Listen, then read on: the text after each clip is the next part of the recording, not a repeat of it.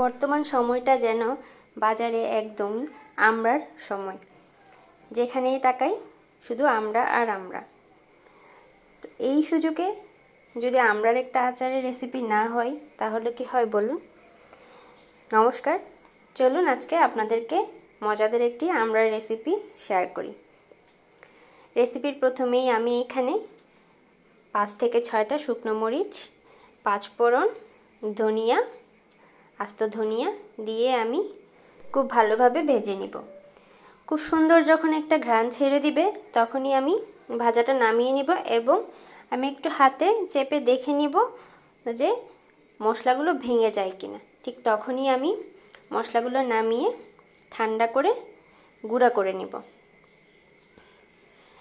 এখন মশলাগুলো নামিয়ে আমি ঠিক একই পাত্রে দিয়ে দিলাম সরিষার তেল। তেলটা এখানে আপনি বাড়িয়েও দিতে পারেন, যেহেতু আচারে সরিষার তেলটা একটু বেশি হলে ভালো লাগে। তো আমি তেলটা দিয়ে এখানে দিয়ে দিয়েছি 2টা আস্ত শুকনো মরিচ, 2টা আস্ত দারুচিনি আর 2টা এলাচ। এখানে আমার প্রায় হাফ কেজি পরিমাণ আমড়া আছে। তো আমি হাফ কেজি পরিমাণ আমড়ার জন্য এতটুকু মশলাই এখানে দিয়ে নিয়েছি। দিয়ে আমি খুব ভালোভাবে এখন ভেজে নিব। এই মশলাটুকু থেকেও খুব সুন্দর একটা ঘ্রাণ ছেড়ে দিবে। তো মশলাটা ভাজা হয়ে গেলে আমি জালটা একদমই কমিয়ে রেখেছি। আর এখানে দিয়ে নিচ্ছি যেই মশলাগুলো আমি শুকনো খোলায় ভেজে রেখেছিলাম, সেই মশলাগুলো যখন আমি গুঁড়ো করতে গিয়েছিলাম তখন একদমই গুঁড়ো হচ্ছিল না। তো সেজন্য এখানে আমি আস্ত 2টা রসুনের কোয়া আর সরিষা দিয়ে একটু জল দিয়ে তখন আমি এই পেস্টটা করে নিয়েছি।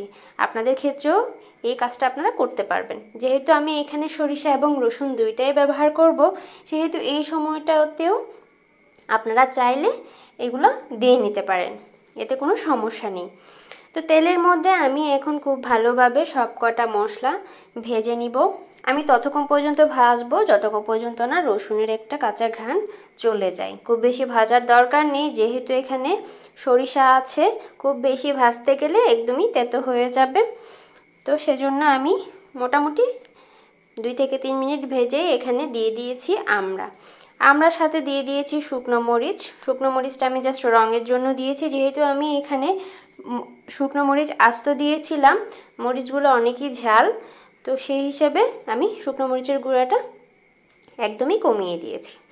আর সাথে দিয়ে দিচ্ছি স্বাদ মতো লবণ আর পছন্দ অনুযায়ী হলুদ গুঁড়ো দিয়ে আমি এখন খুব ভালোভাবে আমড়ার সাথে মিশিয়ে নিচ্ছি সবকটা মশলা মিশানো হয়ে গেলে এখন আমি দিয়ে দিয়েছি স্বাদ অনুযায়ী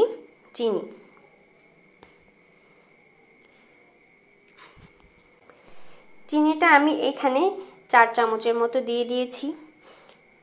আপনারা আপনাদের স্বাদ অনুযায়ী দিবেন। এই আচারটা আমি টক ঝাল মিষ্টি ঠিক এরকমই রাখবো। কেউ যদি চান এর থেকেও বেশি মিষ্টি খেতে তাহলে চিনির পরিমাণটা একটু বাড়িয়ে দিতে পারেন। চিনিটা গলে আসলেই আমি এখন দিয়ে দিচ্ছি 1 চামচের মতো সরিষা বাটা আর 1 চামচের মতো রসুন বাটা। যেহেতু আমি এখানে আগেই রসুন আর সরিষা বাটা দিয়ে নিয়েছি, সেহেতু এই সময়টাতে আমি এই 2টা উপকরণ 1 চামচ করেই দিয়েছি। দিয়ে আমি এখন দিয়ে দিচ্ছি যে মশলাটুকু আমি ব্লেন্ডারে ব্লেন্ড করেছিলাম, সেই জারটা ধুয়ে আমি এখানে জলটা দিয়ে দিব। যেহেতু ওখানে অনেকখানি মশলা লেগেছিল, ওটা আমি নষ্ট করব না, জলটা ধুয়ে আমি এখানে দিয়ে দিচ্ছি। তো জলটা দিয়ে আমি এখন খুব ভালোভাবে একদমই কম আঁচে আমি আমড়াটা সিদ্ধ করে নিব। খেয়াল রাখতে হবে এই আচারে মোটেও ঢাকনা ব্যবহার করা যাবে না, এতে করে জল পড়ে পড়ে আচারটা অনেকখানি দেরি হয়ে যাবে হতে, আর সাথে আমড়াগুলো ভর্তা হয়ে যাবে একদমই। তা আমি ঠিক 2 মিনিট কি 3 মিনিট পর পর একটু একটু করে নেড়ে চেড়ে দিচ্ছি।